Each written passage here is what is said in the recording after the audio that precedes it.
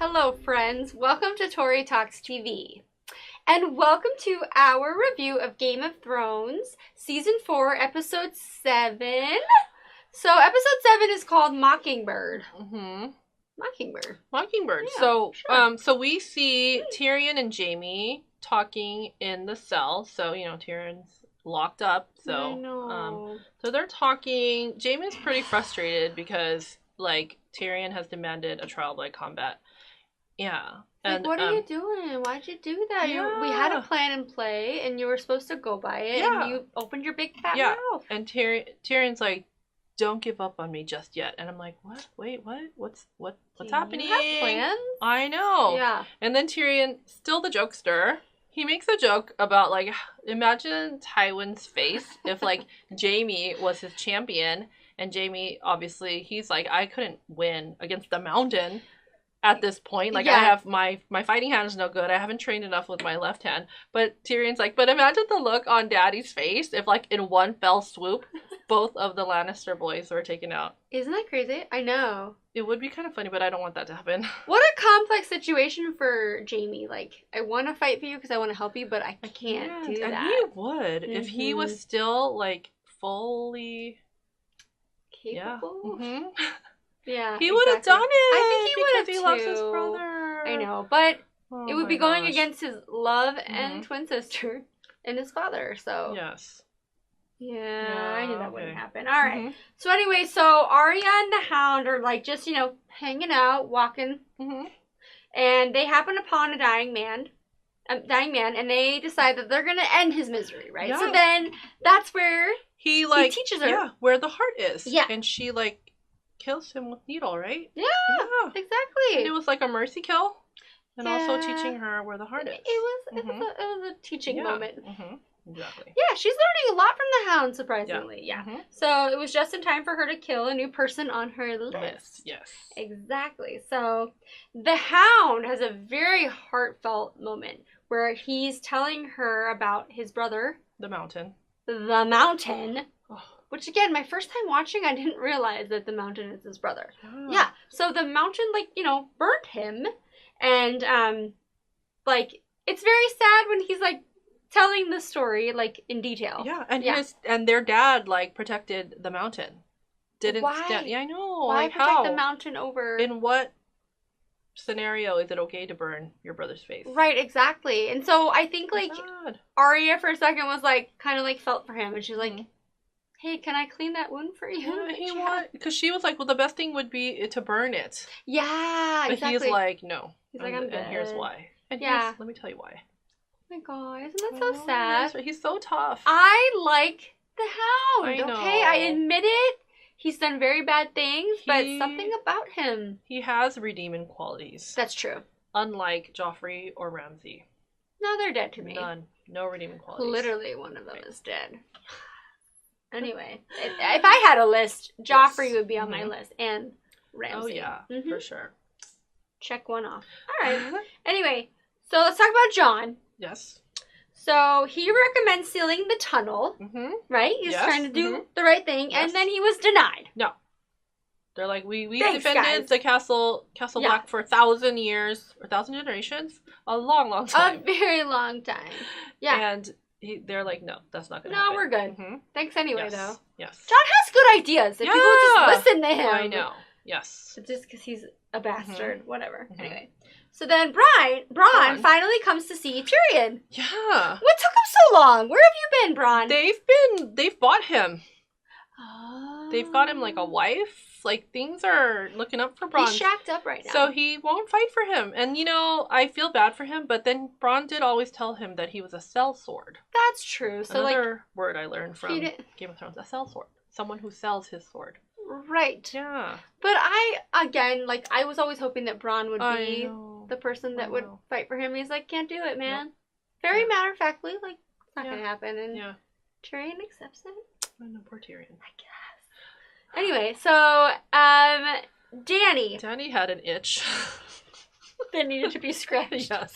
So, Danny and Dario, D&D, double D, that's right, dynamic duo. Whoa! I got a million of them. Anyway, so basically, he scratches her itch. Right. He goes there and he's like, looking real good and like, she's interested. Yes. Okay, she's taking the bait. Mm-hmm. And she's like, as he's leaving, he runs into Jorah.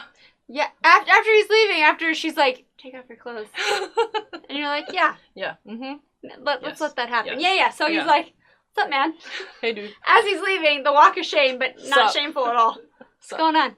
Jorah's like, what the heck? You trust him? Because he loves her, I know. right? Yeah, so anyway. I feel bad. He's like, hey, what's going on? Anyway. Yeah. So poor Jorah. Yeah.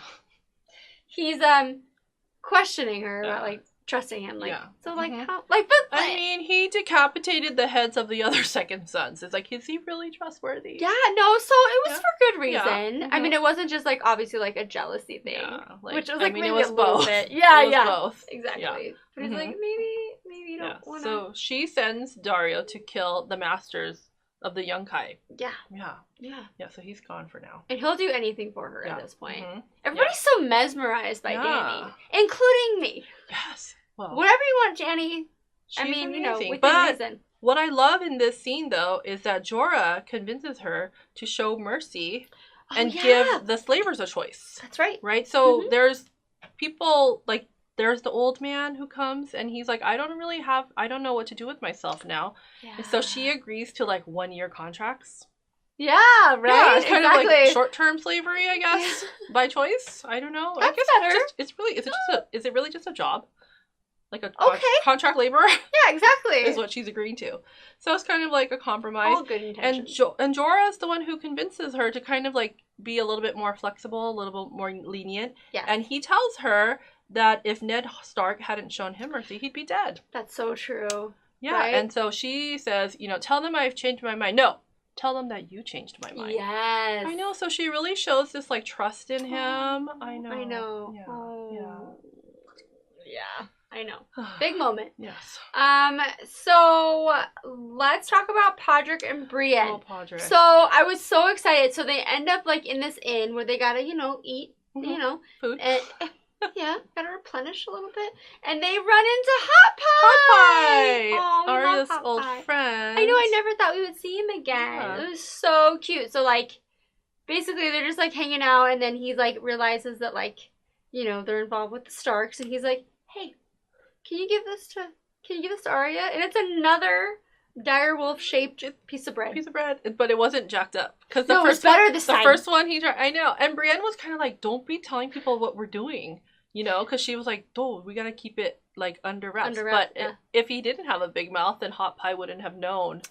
True. So it needed to happen. So it's kind of like a funny moment. I was happy to see Hot Pie again. Hot Pie. Yeah. Daddy's doing well. We love him. Honing his culinary arts. Yeah, good for you. Hope you go far. Yeah. Anyway, and then we're gonna have to talk about Oberyn visiting Tyrion. Oh. So this was one of my favorite scenes, or like one of the most moving scenes. So Tyrion didn't know that Oberyn had actually met him a long time ago. Yeah.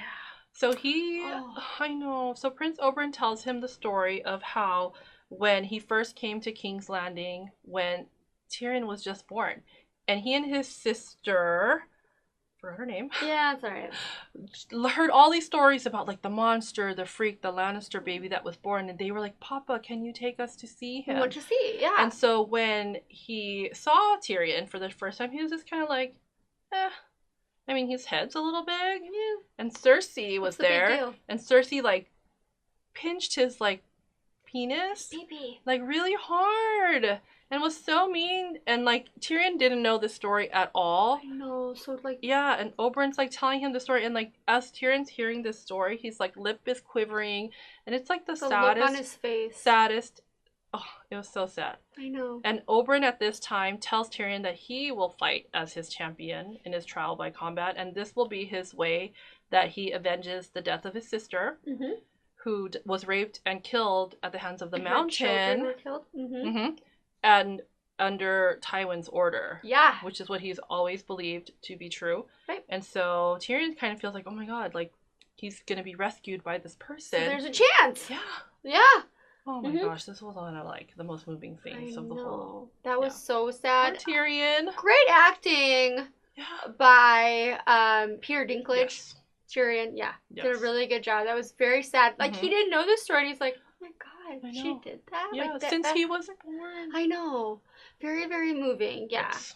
Yeah, good job. I'm glad he has somebody else on his side. Obviously, like, he's doing it for other reasons, too. But you're like, okay. Yes. Tyrion, you're still in it. This is it, because you are down but not out. Prince Oberyn, he's awesome. Yeah, He's been like, we're on Team Oberyn for sure. No, we like him for sure. Yeah. And now, I like that.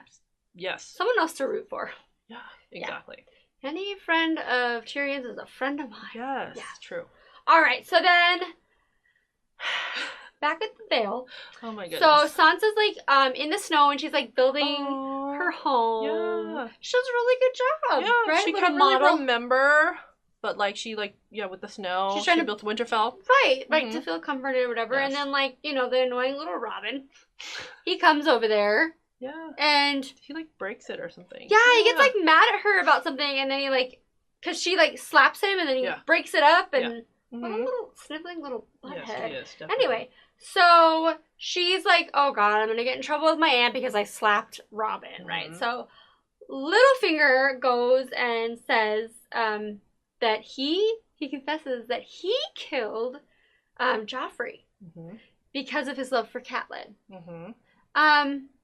Okay, he's loyal. Okay, so let's give him credit for that. Like, he's obviously like not like the best person, and you know, but like he's in the middle. He's over there, like just like he does good things, but he does bad things, and like I don't know. I don't know what to think about him at this point. So basically, he's talking to Sansa and decides, oh, I'm gonna take this moment. I'm gonna kiss you. Oh Jesus, she's really young too. Yeah, and she's taller than him. She's like 14 still, right? Yeah, like she's little. But, you know, there's crazy Lysa over there, and she sees the kiss happen. So she's already like a jealous, insecure lady. So she sees that, and she's not happy with it. So she's like over there by her little moon door, and she's like, Sansa, come take a closer look. Let's have a talk. I'm like, don't do it. Yeah, so she has Sansa, and she's talking to her, and then she's like basically takes her and is like threatening to throw her through her moon door. And Littlefinger hears because Sansa's like screaming and he's like, Lysa, let her go. Like,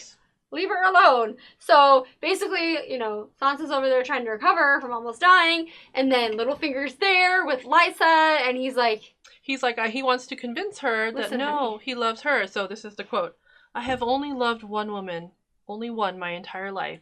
And Lysa's like, yours, and he says, your sister. And she's like, what? And then he pushes her out the moon door. He makes her fly. He makes her fly! Oh my god. Oh, wow. It's so awful, yet so, I mean, appropriate. Yeah, I'm okay with it. It was, I mean, I think it kind of had to be done. Well, I'm kind of glad she's gone. Yes. Yeah. So, is Littlefinger, Lord Baelish, in love with Sansa because, you know, he couldn't have Catelyn, so next best thing, her daughter? I think that's what's happening. I think that's what's happening, too. Yeah.